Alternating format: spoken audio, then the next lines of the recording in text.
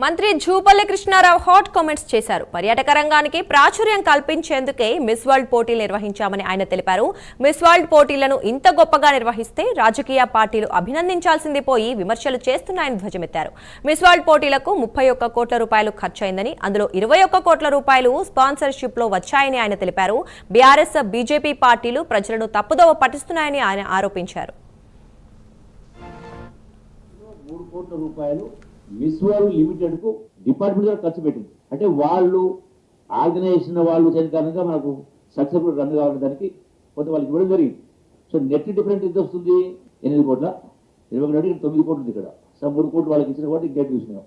అంటే not even hardly 10 కోట్లు. ఇది కూడా ఏమంటున్నా, ఎవరైతే ప్రామిస్ చేసిండ్రో స్పాన్సర్ మేము ఇస్తామని ఇంకా వాళ్ళ డబ్బులు రాలే.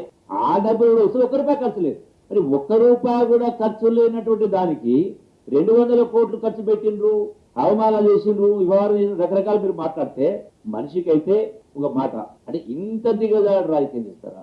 ఇంత గొప్ప కార్యక్రమాన్ని మీరు ఈ యొక్క మిస్ వరల్డ్ పైన విమర్శించిన ఏ అంశం పైన నడి బజార్కి వస్తే, మీరు చెప్పిన కాడికి వస్తే, మీరు చెప్పిన డేట్కి వస్తే, మీరు చెప్పిన టైంకి వస్తా, లేదంటే నేను చెప్పిన టైంకి రాండి. నేను వారం రోజులు ఎదురు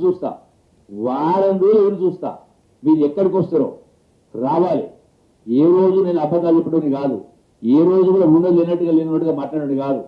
మీరు పొడి మాటలు లవ మాటలు మాట్లాడింది పత్రికల ద్వారా, సోషల్ మీడియా ద్వారా రకరకాల ప్రజలు తప్పుదో పట్టించే కార్యక్రమం చేసింది. కాబట్టి అదే ప్రజలకు మీ నోటి ద్వారా సమాధానం చెప్పాలా. ఇందులో 3 కోట్ల రూపాయలు మిస్ వరల్డ్ లిమిటెడ్ కు డిపార్ట్మెంట్ ఖర్చు పెట్టింది. అంటే వాళ్ళు ఆర్గనైజేషన్ వాళ్ళు చేయడానికి మనకు సక్సెస్